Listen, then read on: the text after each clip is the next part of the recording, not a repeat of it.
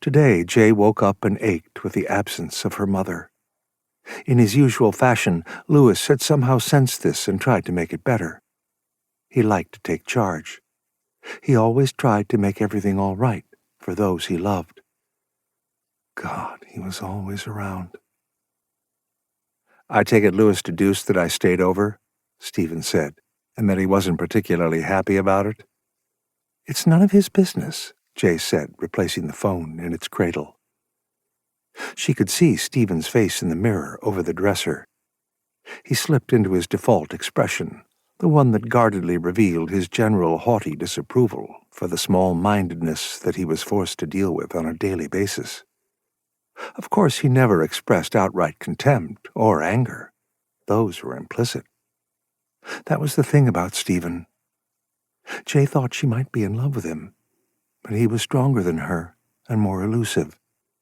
It was really quite hard to ever pin him down on anything.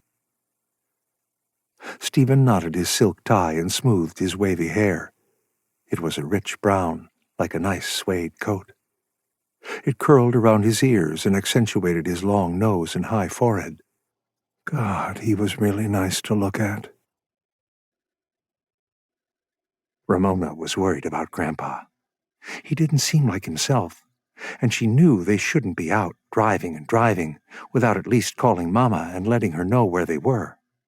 It was so important for him to find Grandma.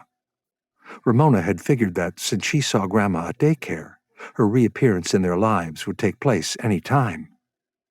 She hadn't thought of actually looking for her, but there they were.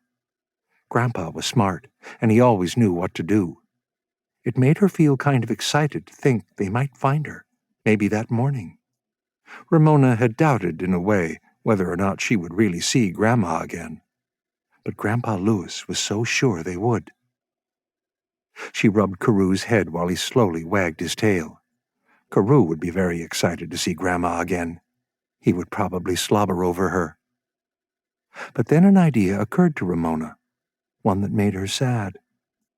Grandpa was going to find Grandma Anna. Ramona didn't want to go with him. She had to go back to Mama. Mama was looking for her, for Ramona. She didn't know why she thought this, but she was sure of it. It was like the snow and the morning sun. "Grandpa?" Ramona said. "Yes, dear."